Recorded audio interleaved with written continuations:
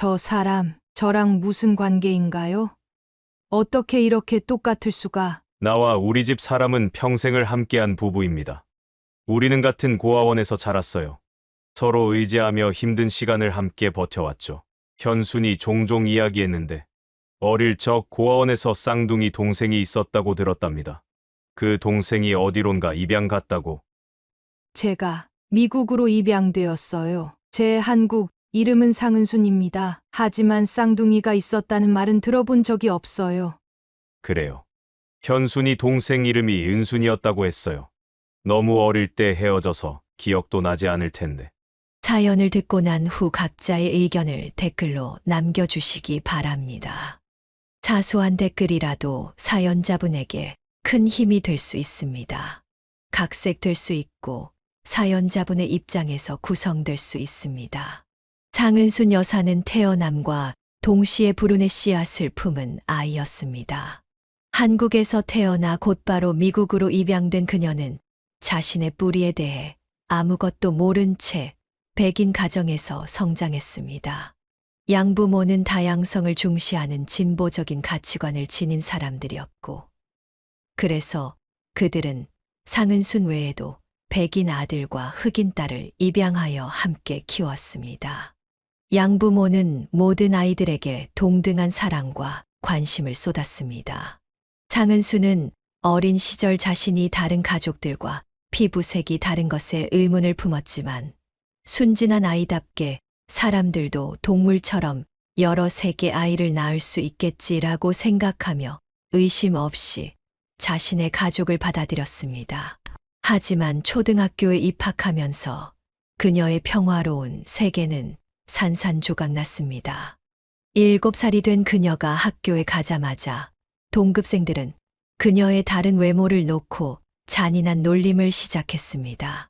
아이들은 그녀에게 한국어로 말해보라며 조롱했고 자신의 모국어가 영어라고 말해도 믿어주지 않았습니다. 눈물을 참으며 집에 돌아온 상은수는 혼란스러운 마음으로 양부모에게 학교에서 있었던 일을 털어놓았습니다. 양부모는 그녀를 따뜻하게 안아주며 진실을 말해 주었습니다. 우리 딸 너는 한국에서 태어나 우리에게 왔단다. 엄마 뱃속에서 나온 것은 아니지만 엄마 아빠 마음속에서 태어난 소중한 딸이야. 상은수는 양부모의 설명을 들으며 뭔가 금이 가는 느낌을 받았습니다. 피는 물보다 진하다는 말이 이런 의미였을까요? 이 충격적인 발견 이후 상은수는 깊은 정체성 혼란에 빠졌습니다. 외딴 섬에 홀로 내던져진 듯한 고립감이 그녀를 엄습했습니다. 매일 밤 누구인지도 모르는 친부모를 생각하며 왜 자신을 버렸는지, 자신의 진짜 이름은 무엇인지, 고향은 어떤 곳인지 끝없이 궁금해했습니다. 상은순이 살던 지역은 대대로 같은 가문들이 모여 사는 폐쇄적인 시골 마을이었습니다. 그곳에서 아시아계의 얼굴을 가진 유일한 사람으로 성장한다는 것은 끊임없는 소외감과의 싸움이었습니다. 양부모가 지역에서 존경받는 부유한 가정이었음에도 불구하고 그녀는 항상 이방인으로 취급받았습니다. 흑인인 여동생은 흑인 커뮤니티가 있어 상대적으로 적응을 잘했지만 상은순에게는 그런 위안도 없었습니다.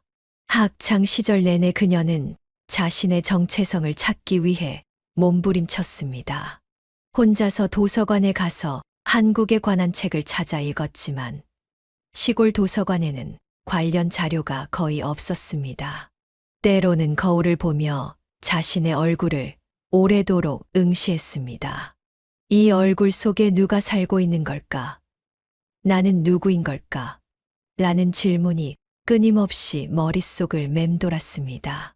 양부모는 그녀의 고통을 이해하려 노력했지만 백인으로서 그들이 공감할 수 있는 부분에는 한계가 있었습니다. 성장하면서 상은수는 겉으로는 미국 문화에 완벽하게 동화된 모습을 보였습니다. 영어를 유창하게 구사했고 미국 교육을 받았으며 미국인의 생활 방식을 따랐습니다. 하지만 그녀의 마음 깊은 곳에는 항상 뭔가 빠진 듯한 공허함이 자리 잡고 있었습니다. 그것은 마치 퍼즐의 중요한 조각이 사라진 것 같은 불완전함이었습니다. 장은순 여사의 인생에 전환점이 찾아온 것은 24살이 되던 해였습니다. 그녀가 살던 미국 시골 마을에서 30분 더 깊숙이 들어간 외딴 지역에 한국인 유학생들이 선교 및 의료 봉사 활동을 위해 방문했다는 소식이 들려왔습니다. 이 오지 마을은 의료 혜택을 받기 위해서는 최소 2시간을 차로 이동해야 하는 낙후된 곳이었습니다. 정부에서 가끔 보건 인력을 파견하긴 했지만 그마저도 드문 일이었습니다. 이런 가운데 한국인 봉사자들이 파견되었다는 소식은 상은순에게 운명적인 만남의 기회를 제공했습니다. 상은순은 자신과 같은 얼굴을 가진 사람들, 같은 핏줄의 사람들을 만날 수 있다는 생각에 가슴이 두근거렸습니다.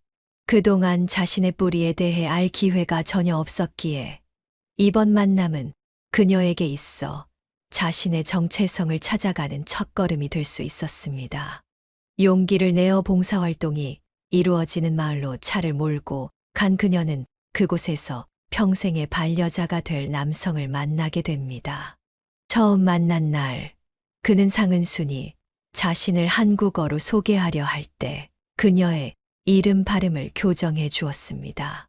그의 친절한 설명에 상은순은 마음이 열렸고 더 많은 것을 배우고 싶다는 열망이 피어올랐습니다. 우리 문화에 대해 더 알려주세요. 제 뿌리에 대해 알고 싶어요. 그렇게 시작된 그들의 만남은 6주간의 봉사 기간 동안 깊어졌습니다. 그는 신학대학원에 재학 중인 예비 목회자였으며 상은순에게 한국의 깊은 역사와 풍부한 문화를 소개해 주었습니다. 한글 자문부터 시작해 간단한 문장을 만드는 법까지 상은순은 모든 것이 새롭고 신비로웠습니다. 특히 한글의 과학적인 체계에 감탄했고 알파벳과는 다른 한글의 형태미에 매료되었습니다. 그가 일제강점기와 광복에 대해 이야기해 줄 때 상은순은 자신도 모르게 가슴속에서 뜨거운 분노가 일어나는 것을 느꼈습니다. 한 번도 가본 적 없는 나라에 대한 이런 강렬한 감정은 그녀 자신도 놀라게 했습니다. 이건 우리 핏줄이 느끼는 자연스러운 감정이에요. 그의 설명에 상은수는 자신의 DNA에 새겨진 민족적 기억에 대해 생각하게 되었습니다. 매일같이 봉사 지역을 찾아가 그와 대화를 나누며 상은수는 점점 더 한국이라는 나라, 그리고 자신의 뿌리에 대한 그리움이 커져가는 것을 느꼈습니다. 그가 알려준 역사 이야기, 문화적 특성, 심지어 한국 음식에 대한 설명까지 모든 것이 그녀에게는 새로운 세계를 열어주는 열쇠였습니다. 한글을 배우는 과정은 쉽지 않았지만 모국어를 익힌다는 생각에 그녀는 열정적으로 공부했습니다.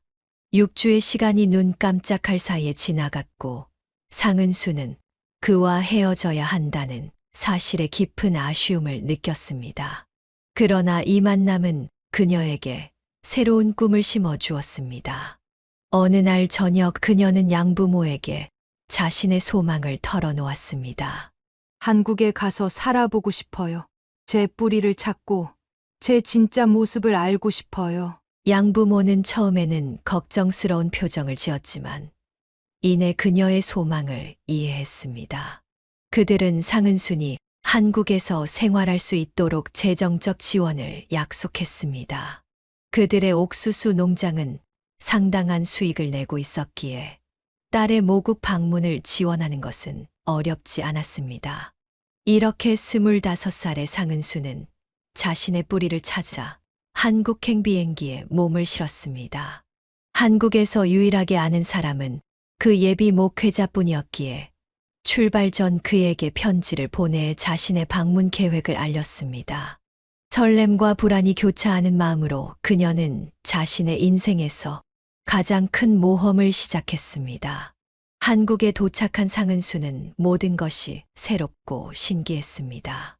공항에서 내리는 순간부터 거리의 간판, 사람들의 옷차림, 공기의 냄새까지 모든 것이 낯설면서도 이상하게 친숙하게 느껴졌습니다.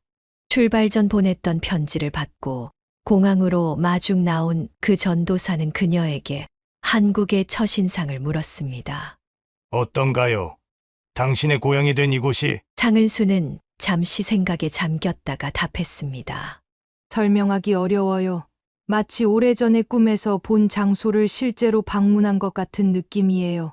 낯설지만 동시에 익숙해요. 처음 계획은 단 1년간 한국에 머물며 언어와 문화를 배우는 것이었습니다. 그러나 운명은 그녀에게 다른 길을 준비하고 있었습니다.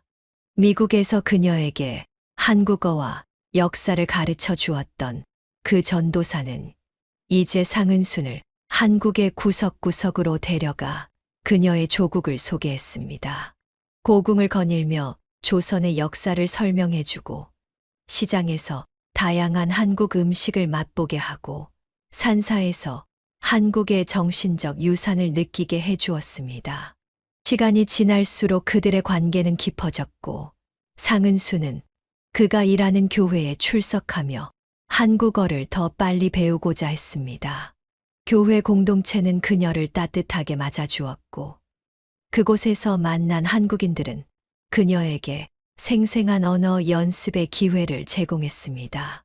1년이라는 시간은 눈 깜짝할 사이에 흘러갔고 상은수는 양부모에게 체류 기간을 연장하고 싶다는 편지를 보냈습니다. 이제 막 한국어가 귀에 들어오기 시작했어요. 조금 더 머물며 배우고 싶습니다. 양부모는 그녀의 요청을 기꺼이 수락했고 그렇게 그녀의 한국 생활은 계속되었습니다. 봉사활동 중 만난 그 전도사와의 관계도 점점 더 깊어졌습니다.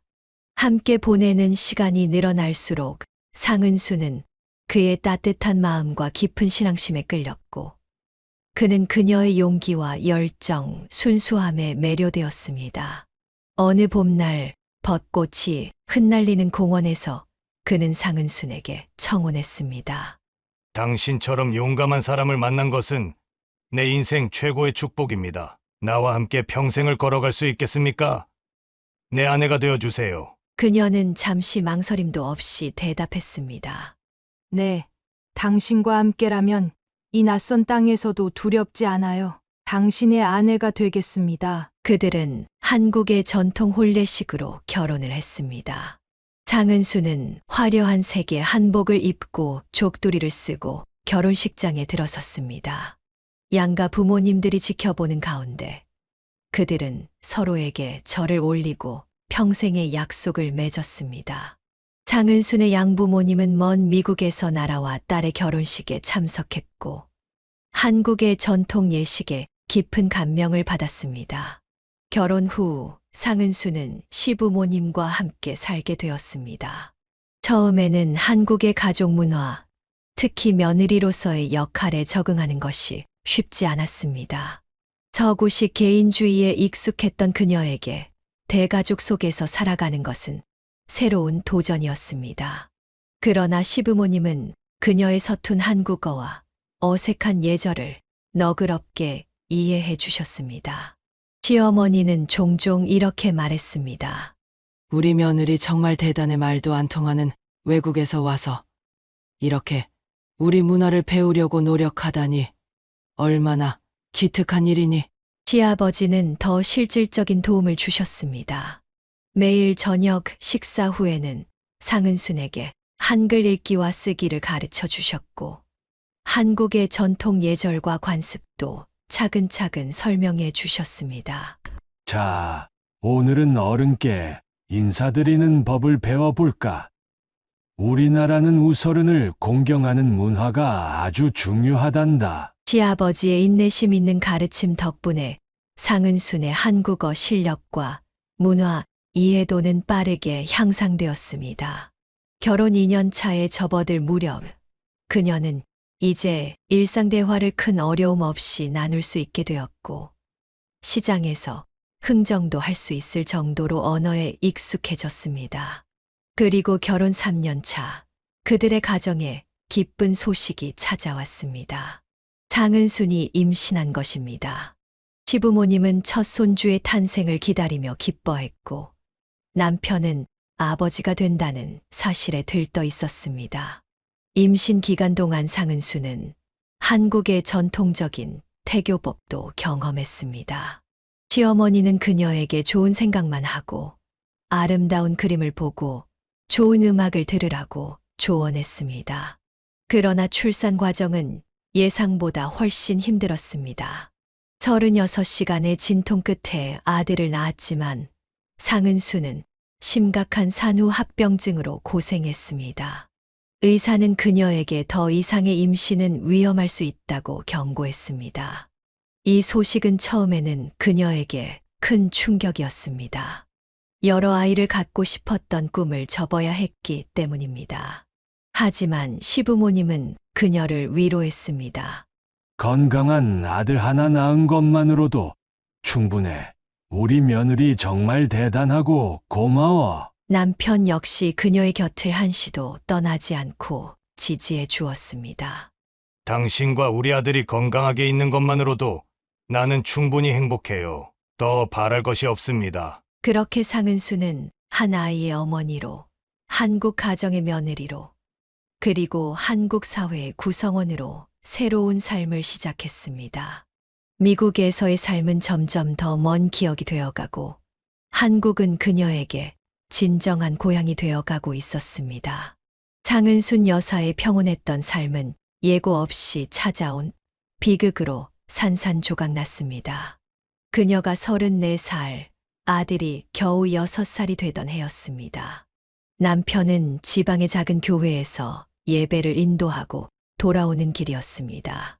늦은 밤 고속도로에서 졸음운전을 하던 화물 트럭이 그의 차를 들이받았고 병원으로 긴급 이송되었지만 끝내 의식을 되찾지 못했습니다. 의사들이 꺼낸 마지막 말은 더 이상 소생 가능성이 없습니다라는 무참한 현실이었습니다. 그날 밤 병원 복도에서 상은수는 온몸이 마비된 듯한 충격에 빠졌습니다. 아직 양부모님을 잃은 상처가 아물기도 전이었습니다. 불과 3년 전 미국에서 끔찍한 소식이 그녀를 찾아왔었습니다. 양부모님의 옥수수 농장이 극심한 가뭄 끝에 화재로 전소했고 농장과 함께 양부모님도 그 화마에 휩싸여 생을 마감했다는 비보였습니다. 그때는 배 속 깊이 웅크린 아픔이었다면 이번에는 온 세상이 무너지는 듯한 고통이었습니다. 병실에서 남편의 차가운 손을 잡고 있던 상은순의 머릿속은 백지장처럼 하얗게 비워졌습니다. 어떤 생각도, 어떤 기도도 떠오르지 않았습니다. 그저 방금 일어난 일이 현실이 아니기를, 이 모든 것이 악몽이기를 바랄 뿐이었습니다. 하지만 시간이 지나도 남편은 깨어나지 않았고 결국 그녀는 홀로 남겨졌습니다. 장례식 날 비가 내렸습니다. 마치 하늘도 그녀의 상실을 함께 슬퍼하는 듯했습니다. 검은 상복을 입은 상은수는 6살 배기 아들의 손을 꼭 잡고 있었습니다. 아이는 아직 상황을 완전히 이해하지 못했지만 엄마의 눈에서 끊임없이 흐르는 눈물을 보며 무언가 큰일이 일어났음을 느끼고 있었습니다. 장례식이 끝나고 집으로 돌아온 후 상은수는 밤새 눈물로 베개를 적셨습니다.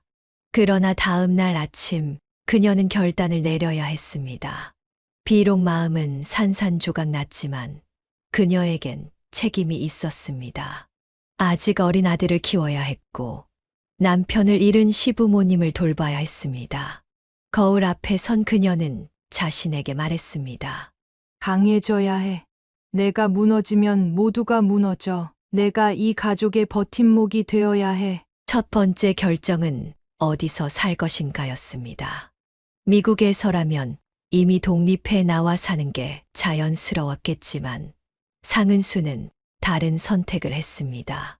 그녀는 시부모님을 찾아가 함께 살자고 제안했습니다. 아들 하나를 잃은 노부부에게 그녀와 손자는 유일한 위안이 될 수 있었습니다.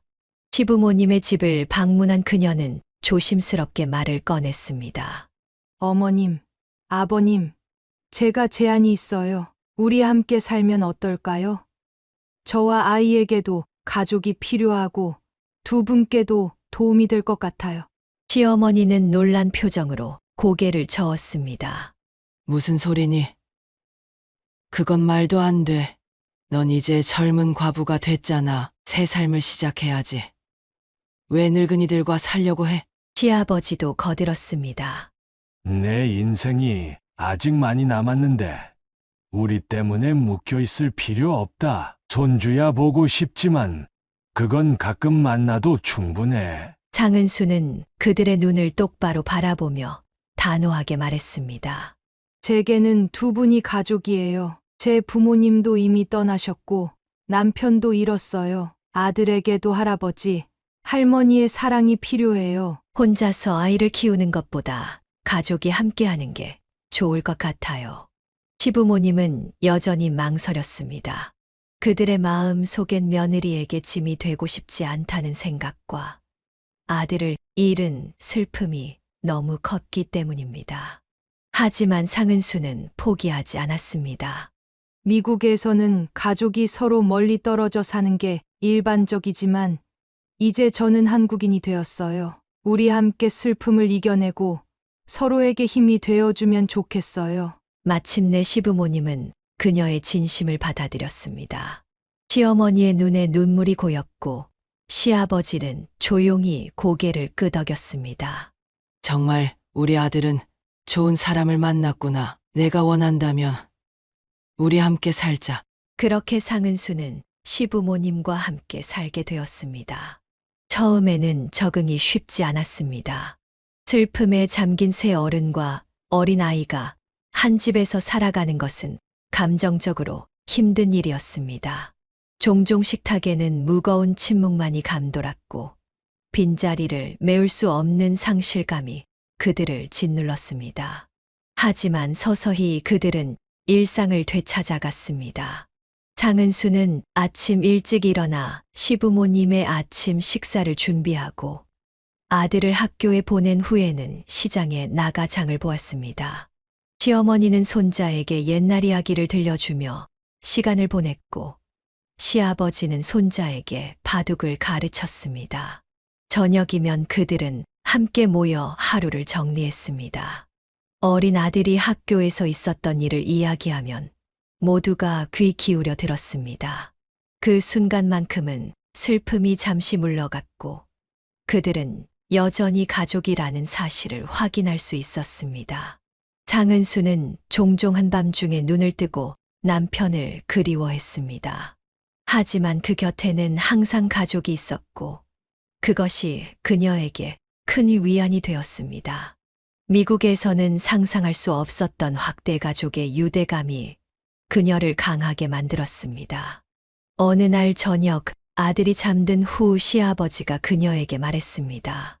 내가 우리와 함께 살겠다고 했을 때 처음에는 내 희생이 너무 크다고 생각했다. 하지만 이제 보니 우리 모두가 서로에게 힘이 되고 있구나. 이게 바로 가족의 의미인 것 같다. 상은수는 그 말에 깊이 공감했습니다. 비록 그녀가 태어난 문화는 아니었지만 한국의 가족 중심 문화는 이제 그녀의 일부가 되었습니다. 그리고 그 문화 속에서 그녀는 상실의 고통을 견디는 힘을 찾았습니다. 상은순 여사가 시부모님과 함께 살기 시작한 지 약 1년이 지났을 무렵 시어머니의 행동에 작은 변화가 감지되기 시작했습니다. 처음에는 단순한 건망증처럼 보였습니다. 불을 켜놓고 외출하거나 약속을 잊어버리거나 같은 질문을 반복하는 정도였습니다. 모두가 나이가 들면서 오는 자연스러운 현상이라고 생각했습니다. 하지만 시간이 지날수록 증상은 더 심각해졌습니다. 어느 날 아침 상은수는 시어머니가 한밤중에 일어나 부엌에서 홀로 울고 있는 모습을 발견했습니다. 그녀는 조심스럽게 다가가 시어머니의 어깨에 손을 얹었습니다. 어머님, 괜찮으세요? 왜 이렇게 밤에 일어나 계신 거예요? 시어머니는 혼란스러운 눈빛으로 상은순을 바라보았습니다. 우리 아들이 아직 안 들어왔어. 밤이 이렇게 늦었는데 사고라도 났을까봐 걱정이 돼서. 상은순의 가슴이 철렁 내려앉았습니다. 시어머니는 남편이 이미 세상을 떠났다는 사실을 잊고 계셨던 것입니다.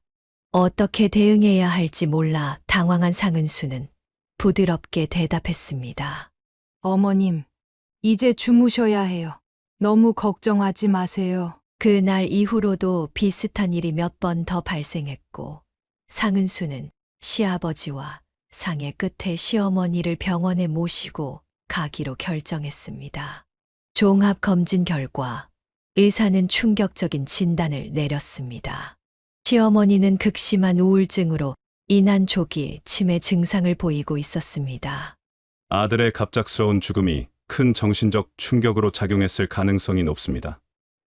이런 경우 슬픔을 제대로 처리하지 못해 우울증이 발생하고 그것이 인지기능 저하로 이어질 수 있습니다. 상은순과 시아버지는 집으로 돌아오는 차 안에서 침묵을 지켰습니다. 시어머니는 뒷좌석에서 창밖을 멍하니 바라보고 있었습니다. 의사의 처방에 따라 약물 치료를 시작했지만 시어머니의 상태는 점점 악화되었습니다. 가장 고통스러운 변화는 시어머니의 성격이 완전히 바뀌었다는 것이었습니다. 이전에는 상은순을 친딸처럼 아끼고 사랑해 주셨던 분이 이제는 날카롭고 적대적으로 변했습니다. 특히 상은순을 향한 분노는 감당하기 어려울 정도였습니다. 어느 아침 상은순이 정성껏 준비한 아침 식사를 들고 시어머니의 방에 들어섰을 때였습니다. 어머님, 아침 식사 가져왔어요. 오늘은 진지하게 드셔야 해요. 시어머니는 갑자기 쟁반을 쳐서 바닥에 음식을 쏟아버렸습니다. 너 때문이야? 우리 아들이 죽은 건 다 너 때문이라고? 상은수는 충격에 말문이 막혔습니다. 시어머니는 계속해서 독서를 퍼부었습니다. 외국에서 와서 우리 아들을 꼬여내더니 결국 죽게 만들었잖아. 그날 내가 지방 교회에 가지 말라고 했으면 우리 아들이 아직 살아있을 텐데. 상은수는 바닥에 무릎을 꿇고 흩어진 음식을 정리하며 눈물을 참았습니다. 그녀는 시어머니의 말이 병 때문이라는 것을 알고 있었지만 그래도 가슴 깊이 상처가 되었습니다. 시아버지가 소란을 듣고 달려왔고 시어머니를 진정시키려 애썼습니다. 여보, 진정해요. 우리 며느리가 무슨 잘못이 있나요?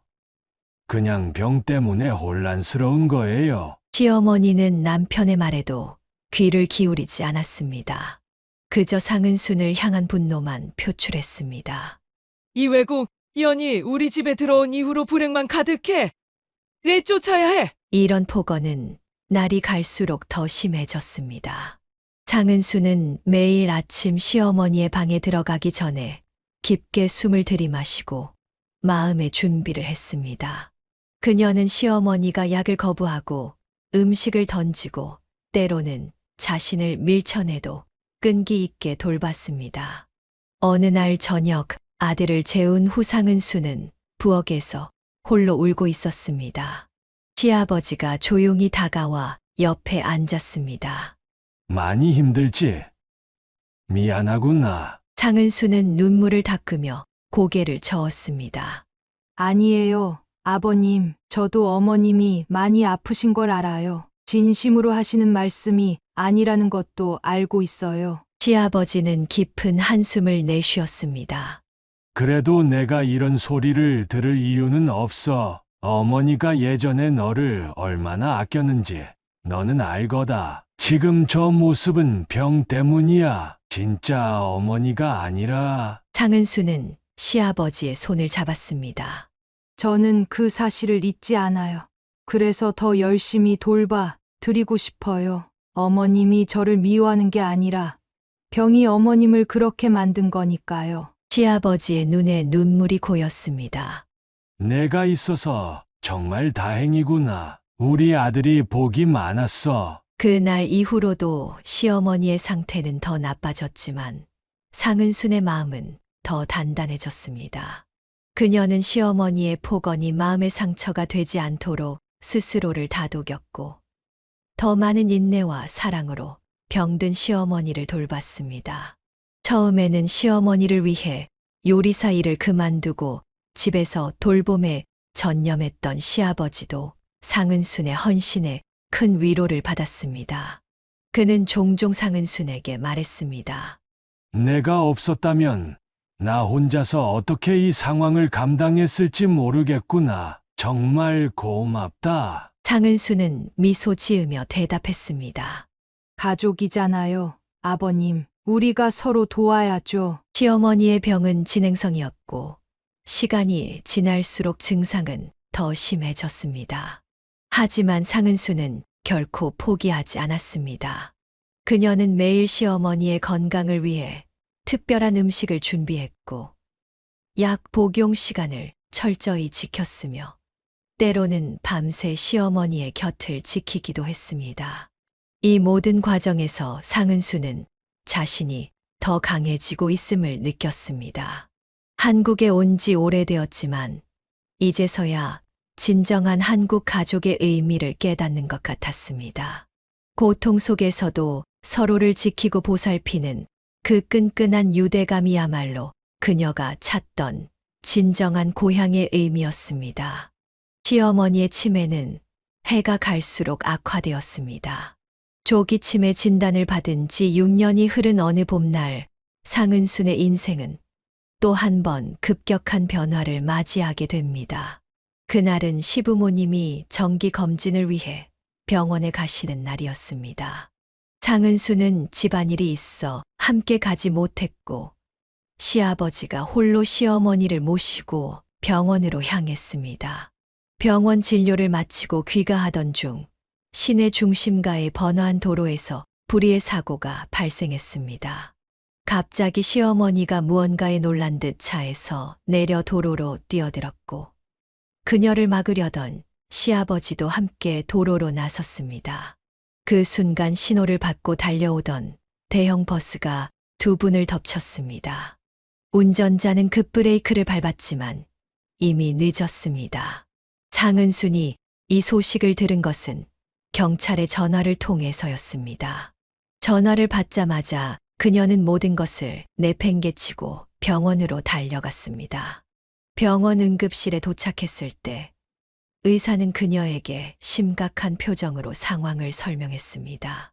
두 분 모두 다발성 골절과 내부 출혈이 심각합니다. 특히 뇌 손상이 우려되어 즉시 수술이 필요한 상태입니다. 이어진 긴급 수술 후 시부모님은 중환자실로 옮겨졌습니다. 두 분 모두 의식이 없는 상태였고 인공호흡기의 도움 없이는 숨을 쉴 수 없었습니다. 상은수는 중환자실 밖 대기실에서 뜬 눈으로 밤을 새웠습니다. 한편으로는 중학생이 된 아들도 걱정이었습니다. 아들은 집에서 혼자 저녁을 챙겨 먹고 숙제를 하고 있을 터였습니다.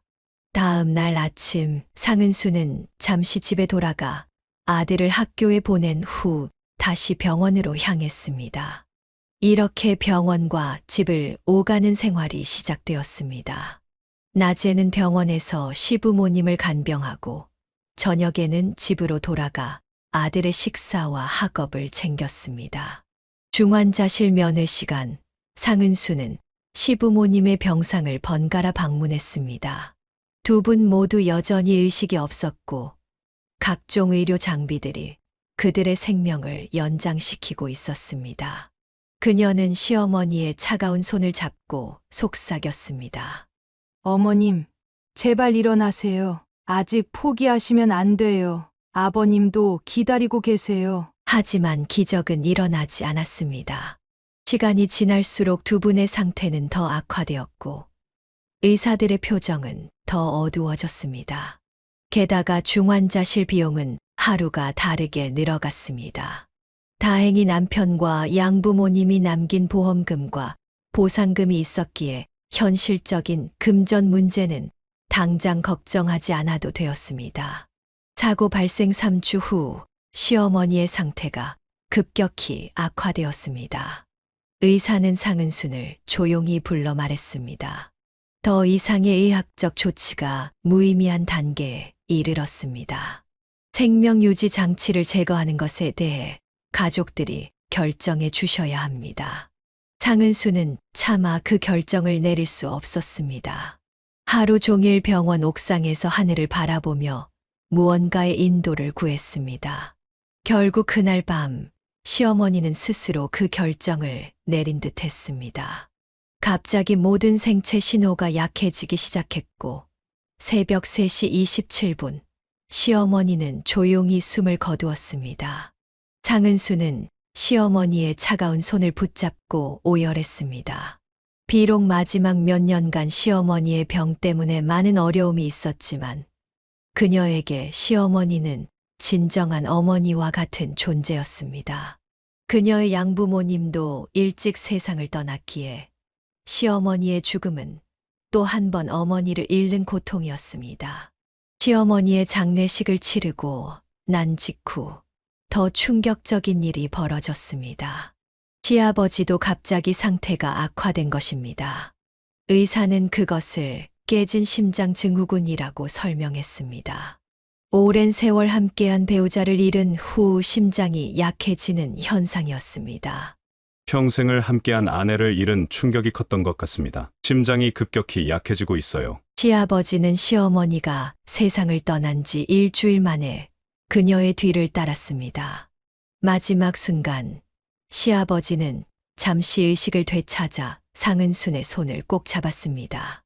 우리 아들이 복이 많았구나. 좋은 사람을 만났어. 고맙다. 이 말을 남기고 시아버지는 평화롭게 눈을 감았습니다. 상은수는 두 번째 장례식을 치르면서 이제 정말 혼자가 되었다는 현실을 직면해야 했습니다. 양부모님, 남편, 그리고 이제 시부모님까지. 그녀의 삶에서 의지할 수 있는 모든 어른들이 떠나버린 것입니다.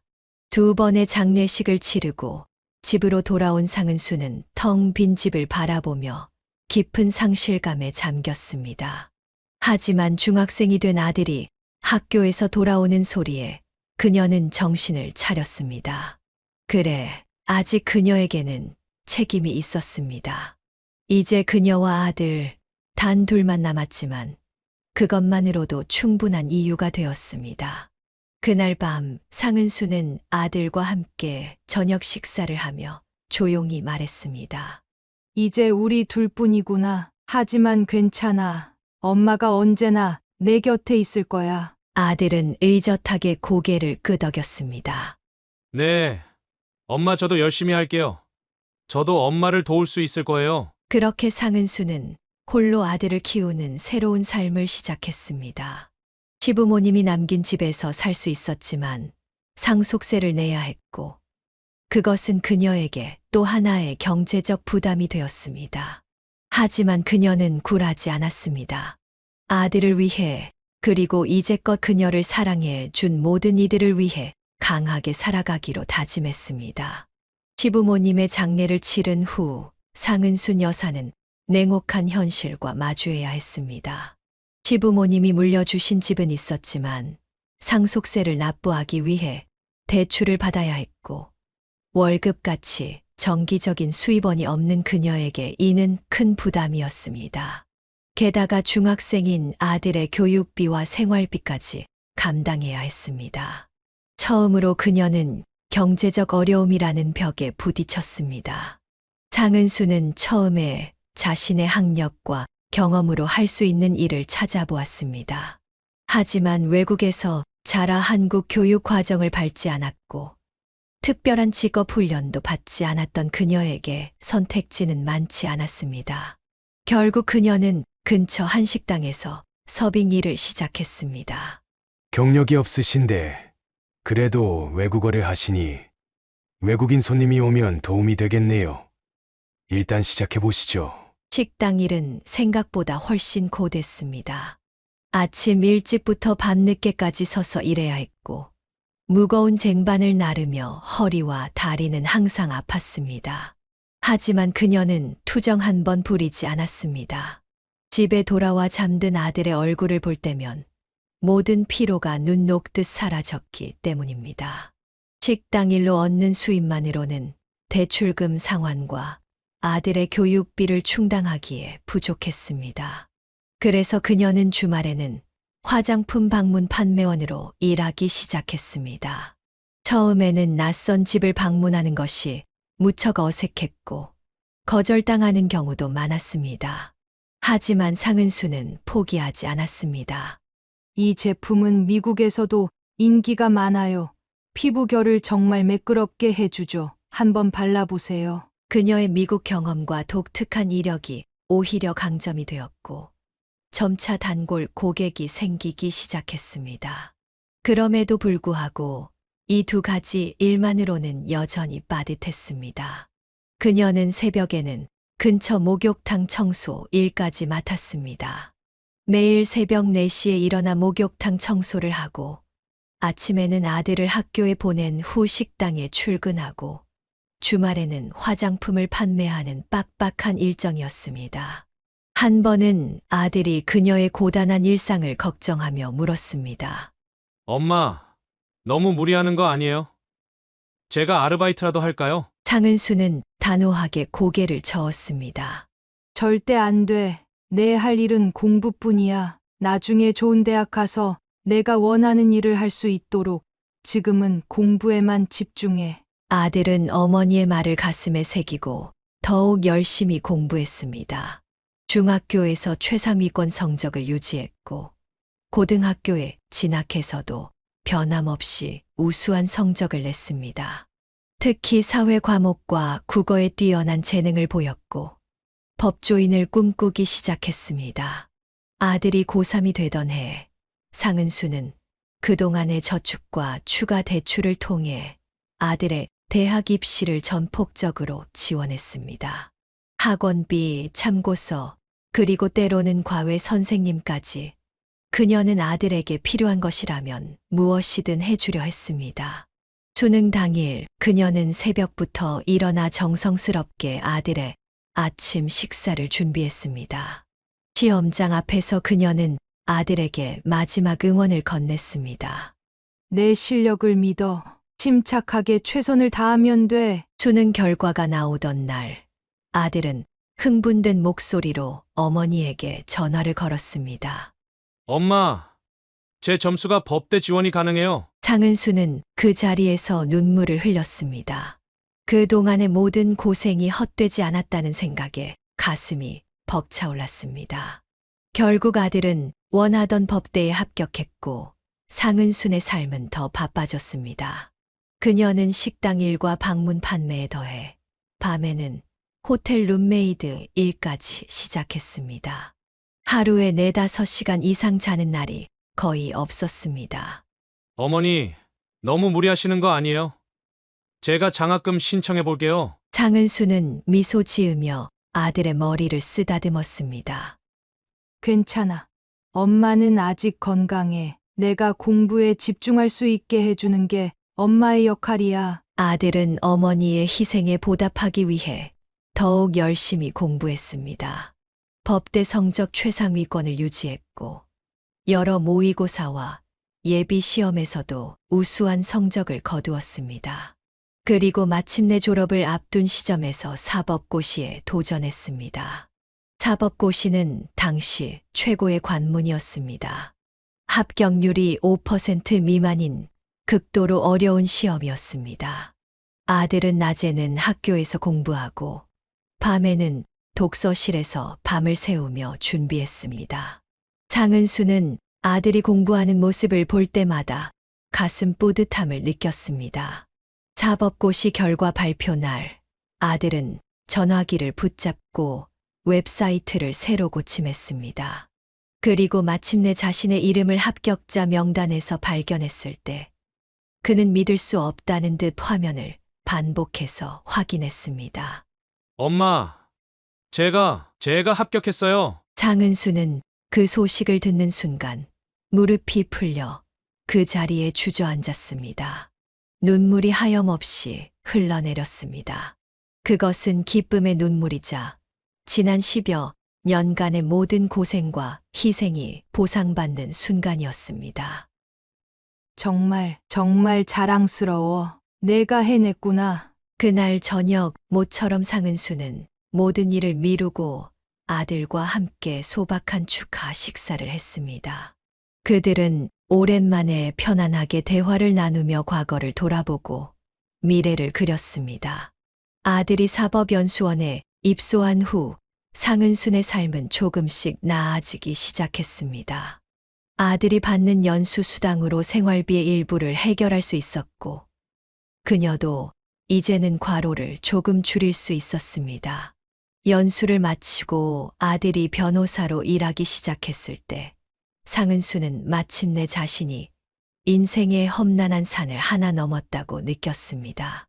엄마, 이제 그만 일하세요. 제가 벌 수 있어요. 상은수는 따뜻한 미소를 지었지만 그녀의 독립심은 여전했습니다. 아직은 엄마도 일할 수 있어. 내가 안정될 때까지는 엄마도 돕고 싶어. 아들은 변호사로서 빠르게 성공 가도를 달리기 시작했습니다. 신생 로펌에서 일을 시작했지만 그의 날카로운 법적 통찰력과 뛰어난 변론 능력은 곧 업계의 주목을 받았습니다. 특히 기업법 분야에서 두각을 나타내며 클라이언트 목록을 늘려갔습니다. 처음 몇 년간은 야근과 주말 근무가 일상이었지만 그의 노력은 곧 경제적 안정이라는 열매로 돌아왔습니다. 아들이 36살이 되던 해, 그는 같은 로펌에서 일하던 여성 변호사와 결혼을 했습니다. 두 사람은 직업적 공통점을 바탕으로 빠르게 가까워졌고, 1년간의 연애 끝에 결혼을 결정했습니다. 상은순 여사는 아들의 결혼 소식에 진심으로 기뻐했습니다. 홀로 아들을 키우면서 가장 바랐던 것은 아들이 행복한 가정을 이루는 것이었기 때문입니다. 그녀는 모든 저축을 털어 아들의 결혼식을 준비했고, 며느리를 첫 만남부터 친딸처럼 대했습니다. 결혼식 준비 과정에서 상은순 여사는 며느리에게 다가가려 노력했습니다. 우리 며느리, 결혼 준비하느라 많이 바쁘지? 내가 도울 일 있으면 언제든지 말해. 하지만 며느리의 반응은 다소 냉담했습니다. 괜찮습니다. 저희가 알아서 할게요. 신경 쓰지 마세요. 상은순 여사는 며느리의 바쁜 일정 때문이라고 이해하려 했습니다. 하지만 결혼 후에도 며느리의 태도는 크게 변하지 않았고 오히려 더 거리를 두는 듯 했습니다. 상은순 여사가 집들이를 위해 정성스럽게 만든 반찬을 들고 방문했을 때도 며느리는 현관문 앞에서 그녀를 맞았습니다. 어머님, 미리 연락 주셨으면 좋았을 텐데 저희 오늘 저녁에 약속이 있어서요. 상은순 여사는 실망을 감추며 반찬통을 건넸습니다. 그래, 바쁜데 미안해. 이건 내가 정성껏 만든 반찬이니 나중에 먹어봐요. 며느리는 형식적인 미소를 지으며 통을 받았습니다. 네, 고맙습니다. 다음에는 꼭 연락 주세요. 이런 일이 반복되면서 상은순 여사는 점차 아들 부부의 집을 방문하는 것을 꺼리게 되었습니다. 대신 전화로 안부를 물었지만 대부분 아들은 바쁘다는 이유로 통화를 짧게 끝내거나 며느리가 받아서 용건만 간략히 묻고 끊는 경우가 많았습니다. 시간이 흐르면서 상은순 여사의 건강은 서서히 악화되기 시작했습니다. 평생 고된 육체 노동을 해온 탓에 관절염이 심해졌고 가끔 현기증도 느꼈습니다. 병원을 찾았을 때 의사는 과로와 스트레스로 인한 증상이라며 휴식이 필요하다고 조언했습니다. 하지만 생계를 위해 일을 완전히 그만둘 수는 없었습니다. 그러던 어느 날 상은순 여사는 일하던 중 갑자기 쓰러졌습니다. 급히 병원으로 이송되어 검사를 받은 결과 과로로 인한 일시적 순환기 장애였습니다. 의사는 엄중하게 경고했습니다. 더 이상 이렇게 무리하면 큰 병으로 이어질 수 있습니다. 최소 몇 개월은 충분히 쉬셔야 해요. 병원 침대에 누운 상은순 여사는 막막함을 느꼈습니다. 일을 그만두면 생활비는 어떻게 해결해야 할지, 그리고 갚아야 할 대출금은 어떻게 해야 할지 걱정이 밀려왔습니다. 결국 그녀는 아들에게 도움을 청하기로 결심했습니다. 아들과 며느리가 병문안을 왔을 때 상은순 여사는 조심스럽게 말을 꺼냈습니다. 미안하지만 엄마가 당분간 일을 못할 것 같아 의사 선생님이 몇 개월은 쉬어야 한다고 하시는데 생활비를 좀 도와줄 수 있을까? 아들은 잠시 침묵했고 며느리와 눈을 마주쳤습니다. 그리고 예상치 못한 대답이 돌아왔습니다. 어머니, 저희도 지금 상황이 그리 넉넉하지 않아요. 집도 아직 대출 갚고 있고. 상은순 여사는 믿을 수 없다는 표정으로 아들을 바라보았습니다. 그의 성공적인 경력과 생활 수준을 고려할 때 경제적 여유가 없다는 말은 변명에 불과했습니다. 하지만 너희 둘 다 변호사로 일하고 있잖아. 그리고 엄마가 너 키우느라 평생을 바쳤는데 지금 조금만 도와달라는 것뿐이야. 그때 며느리가 불쑥 끼어들었습니다. 어머님, 솔직히 말씀드리자면 남편이 변호사가 된 건 어머님 덕분이 아니라 자기 실력으로 이룬 거예요. 학원 한번 보내주신 적 없다면서요. 남편이 모든 걸 혼자 이루신 거잖아요. 상은순 여사는 충격을 받아 말문이 막혔습니다. 그녀가 아들을 위해 3가지 일을 병행하며 허리가 휘도록 일했던 시간들, 아들의 교육비를 대기 위해 자신의 모든 것을 희생했던 나날들이 주마등처럼 스쳐 지나갔습니다. 내가 학원비를 못 대줬던 건 그럴 형편이 안 됐기 때문이야. 엄마는 내가 법대 다닐 수 있게 3가지 일을 동시에 했어. 그걸 모르니? 아들은 자리에서 일어나며 냉담하게 말했습니다. 어머니, 저도 어린 시절 힘들었어요. 다른 친구들은 다 과외받고 학원 다닐 때 저는 혼자서 공부해야 했어요. 어머니가 바쁘셔서 집에도 잘 안 계셨고 밥도 제가 차려 먹을 때가 많았잖아요. 제가 지금 이 자리에 오른 건 순전히 제 노력 덕분이에요. 상은순 여사는 아들의 말에 가슴이 찢어지는 듯한 아픔을 느꼈습니다. 그녀가 일을 하느라 집을 비운 것은 모두 아들의 더 나은 미래를 위한 것이었는데 그것이 오히려 원망의 대상이 되어버린 것입니다. 그렇게 생각했구나. 엄마가 일을 한 건 너를 위해서였는데. 며느리는 냉정하게 덧붙였습니다.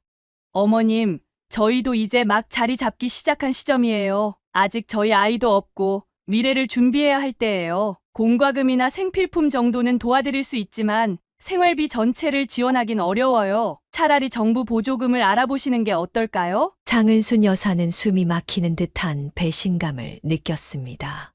그녀는 아들이 성공하면 자신의 노후는 걱정하지 않아도 될 거라 생각했습니다. 그것은 욕심이 아니라 한국 사회에서 지극히 자연스러운 기대였습니다. 부모가 자식을 위해 희생하고 자식은 그 은혜를 갚아 부모를 모시는 것이 미덕으로 여겨졌기 때문입니다. 알았다. 내가 너무 많은 걸 바랐나 보구나. 상은순 여사의 목소리는 떨렸지만 그녀는 더 이상 구걸하지 않기로 결심했습니다. 그날 이후 그녀는 아들 부부와 거의 연락을 끊었고 퇴원 후에도 자신의 힘으로 살아가기 위해 무리를 해가며 다시 일을 시작했습니다. 정부 보조금을 신청해 보았지만 아들이 경제적으로 충분한 능력이 있다는 이유로 거절당했습니다. 이제 그녀는 진정으로 혼자가 되었습니다. 평생을 바쳐 키운 아들이 그녀를 외면한 것입니다. 그 배신감은 그녀가 겪었던 어떤 고통보다도 더 깊고 아팠습니다. 내가 잘못 키웠나? 아니면 이 시대가 변한 걸까? 상은순 여사는 종종 밤하늘을 바라보며 자문했습니다. 그리고 그녀는 또다시 삶의 벼랑 끝에 서게 되었습니다. 상은순 여사의 생활은 나날이 어려워졌습니다. 몸이 예전 같지 않아 일을 지속하기가 힘들었고 아들에게 버림받은 후 경제적 상황은 더욱 악화되었습니다. 적은 저축 금액은 바닥을 드러내기 시작했고 전세 계약이 만료되어 집주인이 전세금을 올려달라고 요구했습니다. 그녀는 더 작은 집으로 이사를 해야 할지 아니면 월세 방으로 옮겨야 할지 고민했습니다. 어떤 선택을 하든 당장의 생활비가 필요했고, 그래서 그녀는 일자리를 찾아 나섰습니다. 여러 곳에서 거절당한 후 상은순 여사는 어느 고층 건물 입구에 붙은 구인 광고를 발견했습니다. 청소 인력 모집, 나이 무관, 경력 불문, 성실함만 있으면 됩니다. 이 네 글자, 나이 무관이 그녀의 눈에 들어왔습니다. 대부분의 구인 광고가 만 55세 이하와 같은 제한을 두는 상황에서 이는 마지막 희망처럼 느껴졌습니다. 그녀는 바로 그 건물로 들어갔습니다. 로비에는 중년의 경비원이 근무 중이었습니다. 상은순 여사는 경비원에게 다가가 청소 일자리에 대해 문의했습니다. 저기 청소 인력 모집한다는 광고를 보고 왔는데요. 어디로 가면 될까요? 경비원은 상은순 여사를 보는 순간 놀란 듯 얼굴색이 변했습니다. 그는 잠시 말을 잇지 못하고 그녀를 뚫어지게 바라보았습니다. 무슨 일로 오셨습니까? 상은순 여사는 이상한 반응에 당황했지만 다시 한번 설명했습니다. 청소 일자리에 지원하러 왔어요. 저기 밖에 붙은 광고를 보고요. 경비원의 얼굴이 갑자기 밝아졌습니다. 아, 네. 정말 죄송합니다. 잠시 착각했네요. 마침 잘 오셨습니다. 회장님께서 지금 건물에 계시니 직접 뵙고 면접을 보실 수 있을 것 같아요. 잠시 기다려 주시겠어요? 경비원은 서둘러 내선 전화를 걸었고 무언가 낮은 목소리로 말한 후 상은순 여사에게 다시 다가왔습니다. 회장님께서 곧 내려오신다고 하십니다. 저쪽 소파에서 잠시 기다려 주세요. 상은순 여사는 점점 더 이상한 느낌이 들었지만 일자리가 절실했기에 지시대로 소파에 앉아 기다렸습니다. 몇 분 후 엘리베이터에서 품위 있게 차려입은 60대 중반의 남성이 나타났습니다. 그는 상은순 여사를 향해 걸어오다가 갑자기 발걸음을 멈추었습니다. 회장은 마치 유령을 본 것처럼 얼굴이 창백해졌고 그 자리에서 그대로 쓰러졌습니다. 주변이 순식간에 혼란스러워졌고 경비원을 포함한 직원들이 달려와 회장을 부축했습니다. 상은순 여사는 놀라서 자리에서 일어났고 무언가 도울 일이 없을지 물었습니다. 괜찮으세요? 제가 도울 일이 있을까요? 경비원은 당황한 표정으로 그녀에게 말했습니다. 아, 네. 죄송합니다만 119에 신고해 주시겠어요? 상은순 여사는 즉시 119에 신고했고 구급차가 도착했습니다.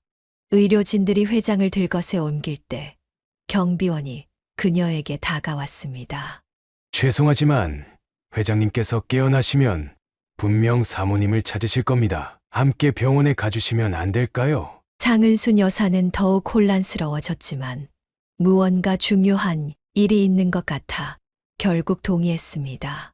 그녀는 구급차에 동승했고 회장과 함께 인근 대형 병원으로 이송되었습니다. 병원에 도착해서도 이상한 일은 계속되었습니다. 회장은 VIP실로 옮겨졌고 의사들과 간호사들도 상은순 여사를 보며 놀란 표정을 지었습니다. 그녀는 이 모든 상황이 꿈같이 느껴졌지만 어쩐지 이 기이한 사건이 자신의 인생에서 중요한 전환점이 될 것 같은 예감이 들었습니다. 약 2시간 후 회장이 의식을 되찾았습니다. 그는 천천히 눈을 뜨더니 병실 의자에 앉아 있는 상은순 여사를 발견하고 눈을 크게 떴습니다. 현순이 맞아. 어떻게 된 일이지? 상은순 여사는 고개를 저었습니다. 죄송하지만 저는 현순이가 아닙니다. 제 이름은 상은순입니다. 청소 일자리에 지원하러 갔다가 회장은 그녀의 손을 꼭 붙잡았습니다. 미안해요. 내가 착각했나 봐요. 하지만 정말 너무 똑같아서. 회장의 표정이 급격히 변하더니 그는 간호사를 불러 휠체어를 요청했습니다. 한 가지 확인하고 싶은 게 있어요. 괜찮다면 나와 함께 가주시겠어요? 장은순 여사는 망설였지만 이 기이한 상황의 진실을 알고 싶어 동의했습니다. 회장은 휠체어를 타고 상은순 여사는 그의 뒤를 따라갔습니다. 그들은 같은 병원 건물 내의 중환자실로 향했습니다. 중환자실 앞에 도착하자 회장은 상은순 여사에게 유리창 너머를 보라고 지시했습니다. 상은순 여사는 천천히 창가로 다가갔고 그 순간 그녀의 심장이 멈추는 듯 했습니다. 유리창 너머 산소호흡기를 착용한 채 누워있는 여성은 마치 거울 속의 자신을 보는 것 같았습니다. 머리 스타일과 길이는 달랐지만 그 얼굴은 상은순 여사 자신과 완벽하게 일치했습니다. 그녀는 충격으로 비틀거렸고 회장이 급히 그녀를 부축했습니다. 믿기 힘들겠지만 저 사람이 현순입니다. 당신과 너무 똑같아서 처음 봤을 때 기절할 수밖에 없었어요.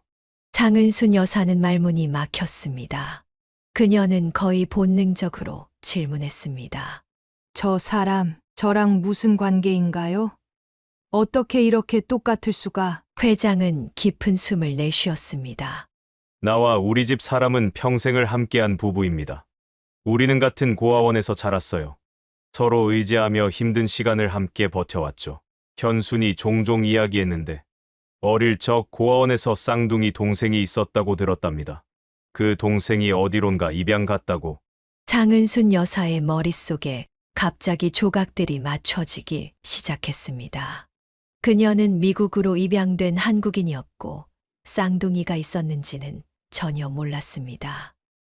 제가 미국으로 입양되었어요. 제 한국 이름은 상은순입니다. 하지만 쌍둥이가 있었다는 말은 들어본 적이 없어요. 회장의 눈에 눈물이 고였습니다. 그래요. 현순이 동생 이름이 은순이었다고 했어요. 너무 어릴 때 헤어져서 기억도 나지 않을 텐데. 고아원 원장이 말하길 은순이가 미국으로 입양 갔다고 했거든요. 상은순 여사는 무릎이 꺾여 그 자리에 주저앉았습니다. 60여 년의 세월을 홀로 살아온 그녀에게 갑자기 쌍둥이 자매가 있다는 사실은 너무나 큰 충격이었습니다. 그런데 저분이 왜 여기 계신 거죠? 무슨 일이? 회장의 표정이 어두워졌습니다. 현순이는 급성 신부전증으로 투병 중입니다.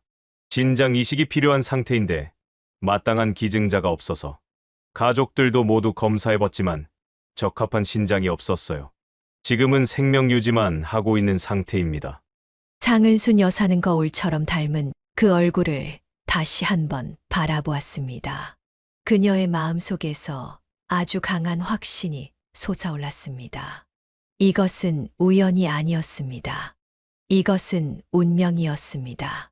쌍둥이 자매가 있다는 사실은 상은순 여사의 인생을 완전히 뒤흔들었습니다. 그녀는 병원 복도 벤치에 앉아 회장님으로부터 더 자세한 이야기를 들었습니다.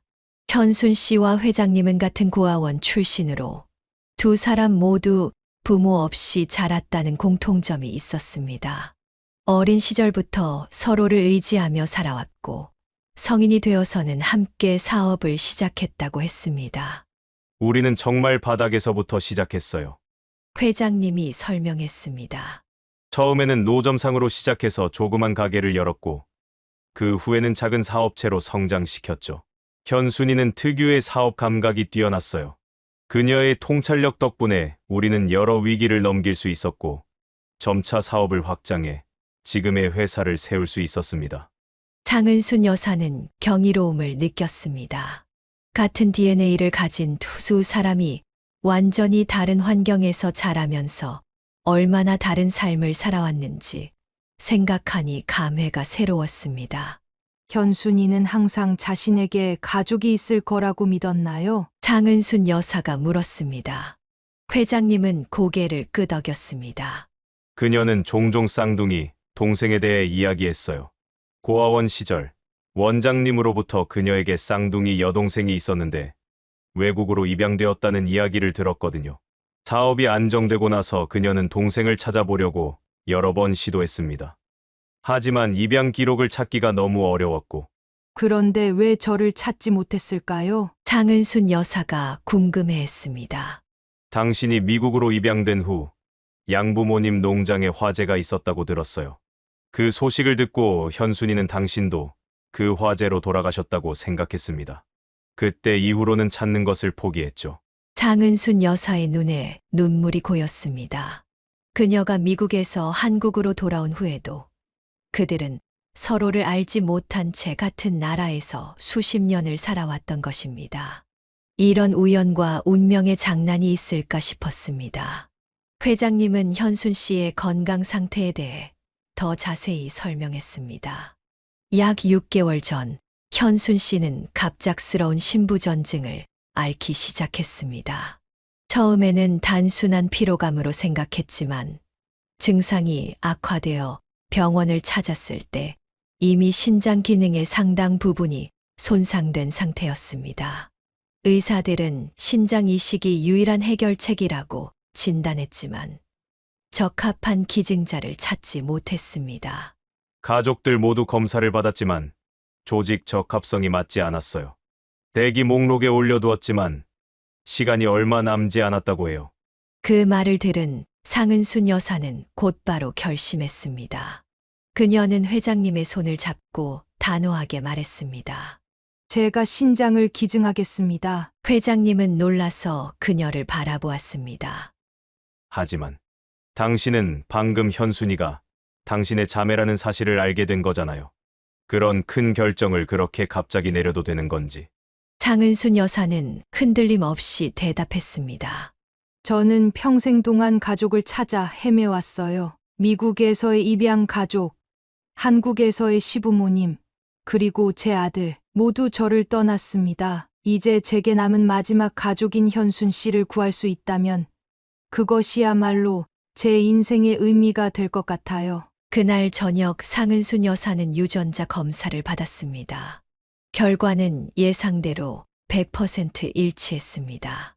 두 사람은 일란성 쌍둥이였고 신장 기증에 있어 이보다 더 완벽한 기증자는 없었습니다. 의사들은 상은순 여사에게 수술의 위험성과 후유증에 대해 상세히 설명했습니다. 신장 하나를 기증하면 남은 생애 동안 특별한 관리가 필요하고 약물을 복용해야 하며 여러 활동에 제한이 생길 수 있다고 했습니다. 하지만 그녀의 결심은 확고했습니다. 언니를 살릴 수 있다면 어떤 위험도 감수할 준비가 되어 있습니다. 수술 일정이 잡히기 전 상은순 여사는 중환자실에서 특별히 현순 씨를 면회할 수 있는 기회를 얻었습니다. 산소 호흡기를 끼고 누워있는 자매의 손을 잡으며 그녀는 말했습니다. 안녕. 언니, 나는 당신의 동생 상은순이에요. 우리가 이렇게 다시 만나게 될 줄은 몰랐어요. 하지만 이제 내가 언니를 도울 거예요. 곧 깨어나서 우리가 함께 이야기를 나눌 수 있기를 바랍니다. 수술 준비 과정에서 상은순 여사는 보호자의 서명이 필요하다는 사실을 알게 되었습니다. 그녀는 아들에게 연락을 시도했지만 전화는 계속 음성 메시지로 넘어갔습니다. 몇 번의 시도 끝에 며느리가 전화를 받았지만 그녀의 반응은 차가웠습니다. 수술이요? 어떤 수술인데요? 아, 신장 기증이요? 미쳤네요. 나이도 많으신데 그런 위험한 수술을 왜 하시려고? 상은순 여사는 참을성 있게 설명했습니다.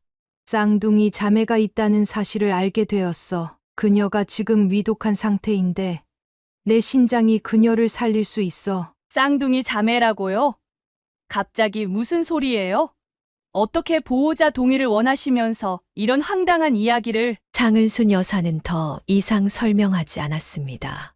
그녀는 분명히 알았습니다.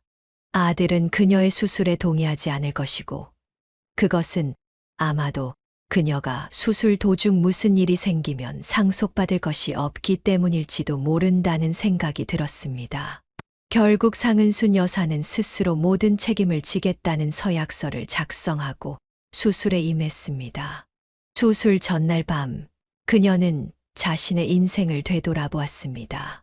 미국에서의 외로운 어린 시절, 한국에서의 결혼 생활, 남편과 시부모님의 죽음, 그리고 아들의 배신까지. 그녀의 인생은 상실과 고통의 연속이었습니다. 하지만 이제 그녀는 새로운 목적을 찾았습니다. 자신의 일부를 내어줌으로써 쌍둥이 자매의 생명을 구하는 것. 그것은 그녀의 삶에 새로운 의미를 부여했습니다. 수술실로 향하는 침대에 누운 채 상은순 여사는 마취약이 주입되는 것을 느꼈습니다. 의식이 희미해지면서 그녀는 마지막으로 이런 생각을 했습니다. 만약 내가 이 수술에서 깨어나지 못한다 해도 내 삶은 충분히 의미 있었어. 마지막으로 나의 진정한 가족을 찾았으니까. 수술은 8시간에 걸쳐 진행되었습니다. 상은순 여사의 한쪽 신장이 성공적으로 적출되어 현순 씨에게 이식되었습니다. 두 자매는 나란히 놓인 회복실에서 깨어났고 의사들은 수술이 매우 성공적이었다고 알려주었습니다. 상은순 여사가 완전히 의식을 되찾았을 때 그녀는 자신의 병상 옆에 휠체어를 탄 회장님이 앉아 있는 것을 발견했습니다. 고맙습니다. 정말 진심으로 감사합니다. 회장님의 목소리는 감정으로 떨렸습니다. 당신은 우리에게 기적을 선물해 주셨어요. 상은순 여사는 미소를 지었습니다. 언니는 어떤가요? 좋아지고 있어요. 의사들이 놀랄 정도로 빠르게 회복 중이라고 해요. 당신의 신장이 완벽하게 적합했답니다. 며칠 후 두 자매는 드디어 서로 마주할 수 있게 되었습니다. 현순 씨는 여전히 약해 보였지만 그녀의 눈에는 생기가 돌아왔습니다. 그녀는 병실에 들어서는 상은순 여사를 보자마자 눈물을 흘렸습니다. 상은순 여사도 눈물을 참을 수 없었습니다. 그녀는 현순 씨의 침대 옆으로 다가가 조심스럽게 그녀를 껴안았습니다. 언니, 이제야 만나게 됐네요. 그렇게 60년 만에 재회한 쌍둥이 자매는 서로의 인생 이야기를 나누기 시작했습니다. 그들은 완전히 다른 환경에서 자랐지만 놀랍게도 비슷한 성격과 취향을 가지고 있었습니다. 둘 다 강인하고 독립적인 성격이었으며 어려움 속에서도 포기하지 않는 의지를 지니고 있었습니다. 현순 씨는 상은순 여사에게 감사의 말을 끊임없이 전했습니다. 내가 내 생명을 구해줬어. 어떻게 이 은혜를 갚아야 할지. 상은순 여사는 그녀의 말을 가로막았습니다. 언니, 갚을 필요 없어요. 우리는 가족이니까요. 내가 평생 찾아 헤매던 진정한 가족을 드디어 찾았어요. 상은순 여사의 신장 이식 수술이 성공적으로 끝나고 현순 씨의 건강이 점차 회복되는 동안 회장님은 조용히 다른 계획을 실행에 옮기고 있었습니다. 상은순 여사가 수술 전 보호자 동의를 받기 위해 아들에게 연락했던 일을 알게 된 회장님은 그녀의 이야기를 더 자세히 듣고자 했습니다. 병실에서 회복 중이던 어느 날 회장님은 상은순 여사에게 물었습니다. 은순 씨, 아들에 대해 더 말해줄 수 있을까요?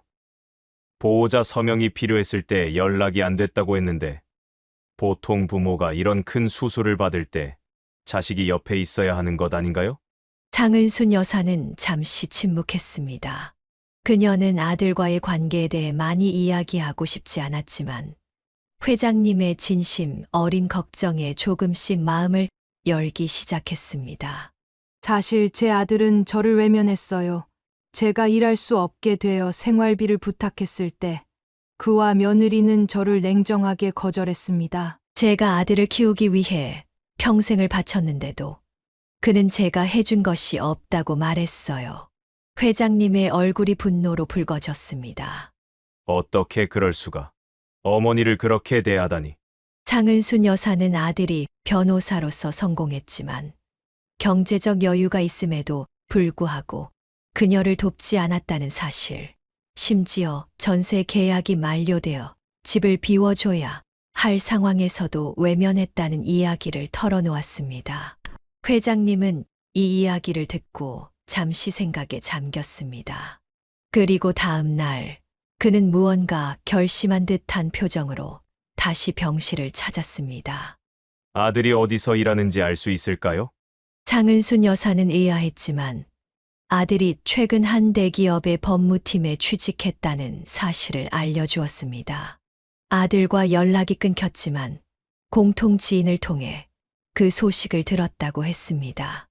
회장님은 고개를 끄덕였습니다. 그렇군요. 알려주셔서 감사합니다. 그날 이후 회장님은 종종 전화를 받거나 누군가와 만나러 가는 모습을 보였습니다. 장은순 여사는 그가 무엇을 계획하고 있는지 묻지 않았지만 왠지 모를 예감이 들었습니다. 약 일주일 후 회장님은 만족스러운 표정으로 병실에 찾아왔습니다. 장은순 씨, 좋은 소식이 있어요. 당신 아들이 일하는 회사의 회장이 제 오랜 친구입니다. 우연이라고 하기엔 너무 묘한 일이죠. 장은순 여사는 놀랐습니다. 정말요? 세상이 참 좁네요. 회장님은 미소를 지었습니다. 저는 사업을 하면서 많은 인연을 맺었습니다. 특히 대기업 회장들과는 골프도 자주 치고 사교 모임에서도 만나고 당신 아들이 일하는 그 회사의 회장은 제가 특히 가깝게 지내는 친구죠. 장은순 여사는 회장님이 무슨 생각을 하고 있는지 감지했습니다. 회장님, 설마 회장님은 손을 들어 그녀의 말을 가로막았습니다. 걱정 마세요. 저는 그저 친구에게 한 변호사의 배경에 대해 물어봤을 뿐입니다. 그런데 이상하게도 그 친구가 오늘 아침 전화에서는 그 변호사를 해고했다고 하더군요. 인성에 문제가 있는 사람을 고문 변호사로 둘 수 없다고 말이죠. 장은순 여사는 말문이 막혔습니다. 회장님은 계속해서 이야기했습니다. 그리고 재미있는 것은 법조계가 참 좁다는 겁니다.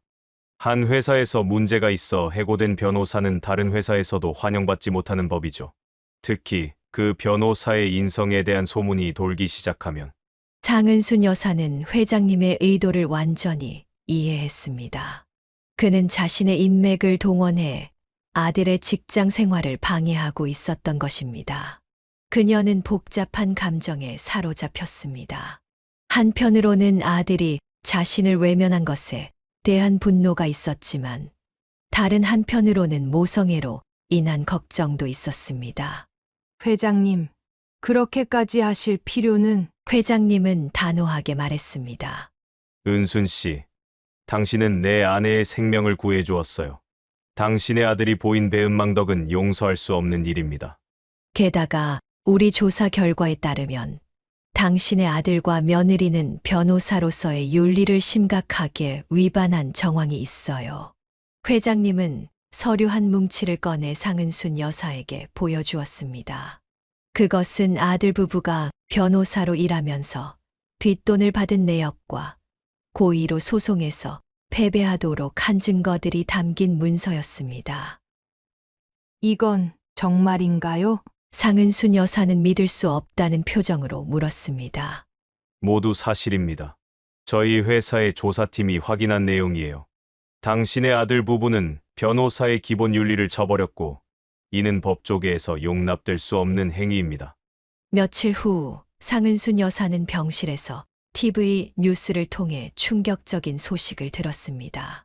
한 로펌의 변호사들이 윤리 위반으로 조사를 받고 있다는 내용이었고 화면 속에는 그녀의 아들과 며느리의 모습이 블러 처리되어 있었습니다. 회장님은 그날 저녁 매우 만족스러운 표정으로 병실을 찾았습니다. 정의는 항상 승리하는 법이죠. 당신 아들 부부의 비리가 드러났어요. 이제 그들은 변호사 자격까지 박탈당할 가능성이 높습니다. 장은순 여사는 복잡한 감정에 휩싸였습니다.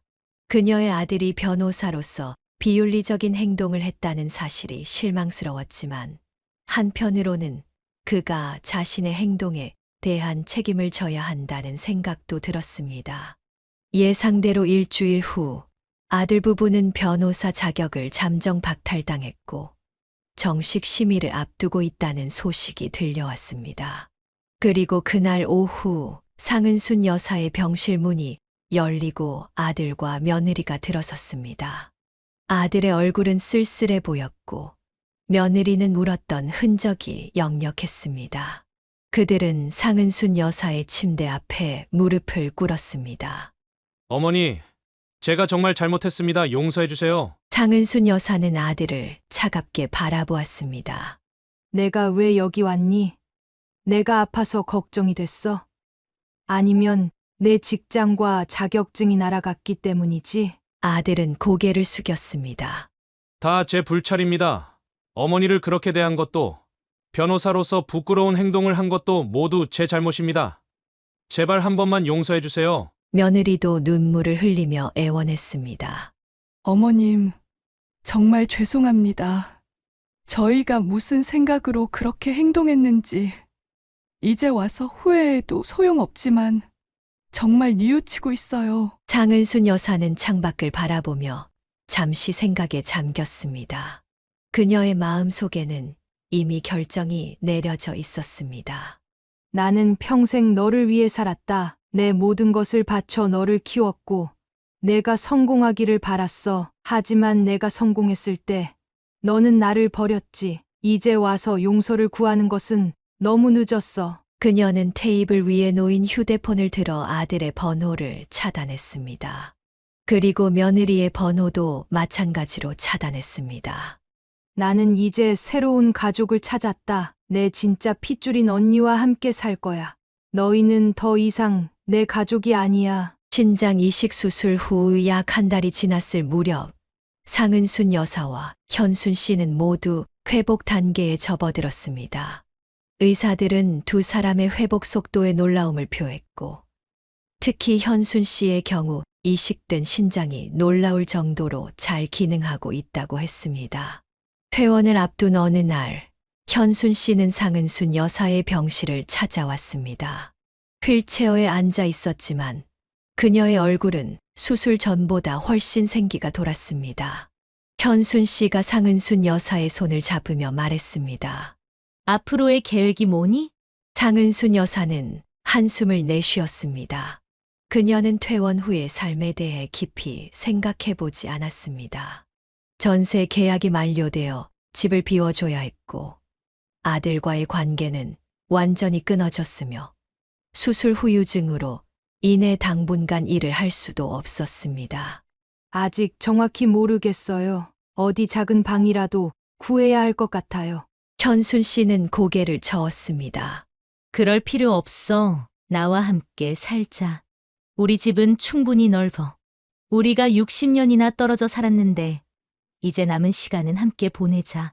상은순 여사는 놀라서 현순 씨를 바라보았습니다. 정말요? 하지만 언니, 제가 언니 집에 살면 폐가 될 것 같아요. 현순 씨는 단호하게 고개를 저었습니다. 무슨 소리니?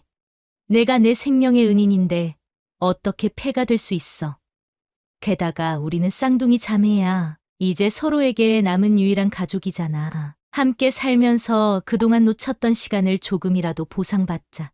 그렇게 상은순 여사는 퇴원 후 현순 씨와 회장님의 집으로 이사하게 되었습니다. 그들의 집은 고급 주택가에 위치한 2층짜리 대저택이었습니다. 상은순 여사는 2층에 위치한 넓고 아늑한 방을 배정받았고, 그곳에서 그녀만의 프라이버시를 존중받으며 지낼 수 있었습니다. 처음에 상은순 여사는 이런 호화로운 환경에 적응하기 어려웠습니다. 평생 동안 검소하게 살아온 그녀에게 하인들이 있는 대저택은 비현실적으로 느껴졌습니다. 그러나 현순 씨와 회장님은 그녀가 편안하게 지낼 수 있도록 모든 노력을 기울였습니다. 여기가 내 집이야. 내가 원하는 대로 모든 것을 바꿀 수 있어. 현순 씨는 그녀의 방을 안내하며 말했습니다. 회장님도 상은순 여사를 진심으로 환영했습니다. 상은순 씨, 당신은 우리 가족의 일원입니다. 어떤 것이든 필요한 것이 있으면 언제든지 말씀해 주세요. 상은순 여사를 가장 놀라게 한 것은 현순 씨의 자녀들, 즉 그녀의 조카들의 반응이었습니다. 현순 씨와 회장님 사이에는 아들과 딸이 있었는데 두 사람 모두 이미 결혼하여 독립했지만 자주 부모님 집을 방문했습니다. 그들은 상은순 여사를 처음 만났을 때부터 친어머니를 대하듯 존경과 사랑을 표현했습니다. 현순의 아들은 40대 중반에 성공한 사업가로 아버지의 회사에서 부회장으로 일하고 있었습니다. 그는 상은순 여사를 만나자마자 깊은 존경심을 표했습니다. 이모, 어머니의 생명을 구해주셔서 정말 감사합니다. 이모는 우리 가족의 영웅이세요. 딸은 대학 교수로 일하고 있었고 두 아이의 어머니였습니다. 그녀는 상은순 여사를 처음 봤을 때 어머니와 너무 닮아 놀랐다고 했습니다. 이모, 정말 놀라워요. 어머니의 사진을 보는 것 같아요. 이제 우리 가족이 되어주셔서 너무 기뻐요. 상은순 여사는 이런 따뜻한 환영에 감동했습니다. 그녀의 친아들보다 더 진심 어린 애정을 보여주는 조카들 앞에서 그녀는 가슴이 따뜻해지는 것을 느꼈습니다. 시간이 지나면서 상은순 여사는 새로운 가족과의 생활에 점차 적응해 갔습니다. 그녀와 현순 씨는 매일 아침 함께 정원을 산책하며 이야기를 나누었고 서로의 인생에 대해 더 깊이 알아갔습니다. 그들은 비슷한 취향과 관심사를 공유하고 있다는 것을 발견했습니다. 둘 다 정원 가꾸기를 좋아했고 클래식 음악을 즐겼으며 심지어 같은 책을 좋아하기도 했습니다. 조카들과 그들의 가족도 상은순 여사에게 깊은 애정을 보였습니다. 주말이면 종종 현순 씨의 집에 모여 가족 식사를 했고 그때마다 상은순 여사를 포함시켰습니다. 민호의 두 아들과 지영의 딸과 아들은 상은순 여사를 작은 할머니라고 부르며 친밀하게 대했습니다. 상은순 여사가 새 집에서 지내기 시작한 지 약 3개월이 지났을 무렵 그녀의 아들이 다시 연락을 시도했습니다. 이번에는 알 수 없는 번호로 전화가 왔습니다. 어머니, 제발 한 번만 만나주세요. 제가 정말 많이 반성하고 있어요. 상은순 여사는 아들의 목소리를 듣는 순간 가슴이 아팠지만 그녀의 결심은 확고했습니다. 더 이상 연락하지 마. 나는 이미 결정했어. 내가 나를 버렸듯이 나도 너를 내 삶에서 지웠어. 그녀는 그 번호마저 차단했고 새 휴대폰 번호를 만들어 완전히 연락을 끊었습니다. 현순 씨는 그런 상은순 여사의 결정을 존중했습니다. 내 마음을 가장 잘 아는 건 너 자신이야. 어떤 결정을 내리든 내가 항상 내 곁에 있을게. 상은순 여사는 새로운 가족과의 생활 속에서 점차 행복을 찾아갔습니다. 그녀는 평생 동안 느껴보지 못했던 소속감과 안정감을 경험했습니다. 태어나자마자 입양되어 한국을 떠났고 양부모님을 일찍 잃었으며 남편과 시부모님도 세상을 떠났고 아들에게는 버림받았지만 이제 그녀는 진정한 가족을 찾았습니다. 상은순 여사와 현순 씨는 종종 서로의 얼굴을 바라보며 웃었습니다. 거울을 보는 듯한 느낌이었지만 그것은 단순한 외모의 유사성을 넘어선 것이었습니다. 그들은 영혼의 반쪽을 찾은 것 같은 느낌이었습니다. 퇴원 후 6개월이 지났을 무렵 상은순 여사의 건강은 완전히 회복되었고 현순 씨 역시 건강을 되찾았습니다. 회장님은 두 자매를 위한 특별한 여행을 계획했습니다. 당신들은 60년이나 떨어져 살았으니 이제는 함께 세상을 볼 차례입니다. 유럽 여행을 계획했습니다. 한 달 동안 여러 나라를 방문할 거예요. 상은순 여사는 처음에는 망설였습니다. 그렇게 오래 여행해도 될까요? 제 건강이. 현순 씨는 그녀의 손을 잡았습니다. 의사 선생님도 괜찮다고 했잖아. 이제 우리는 충분히 건강에 함께 즐거운 추억을 만들자. 그렇게 상은순 여사는 쌍둥이 자매와 함께 인생의 새로운 장을 열게 되었습니다. 그녀는 과거의 아픔을 뒤로하고 현재의 행복에 집중하기로 결심했습니다. 60년이라는 세월을 뛰어넘어 다시 만난 자매와 함께하는 삶, 그것은 마치 기적과도 같은 선물이었습니다. 우리가 이렇게 다시 만나게 될 줄 누가 알았겠니? 현순 씨는 종종 감격에 젖어 물었습니다. 장은순 여사는 미소를 지으며 대답했습니다. 운명이었나 봐요.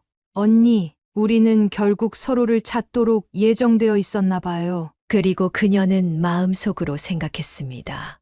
인생은 참 신비롭다. 끝없는 상실과 아픔 속에서도 결국 나는 내가 속한 곳, 내 진정한 가족을 찾았다. 사연을 듣고 댓글을 남겨주시기 바랍니다.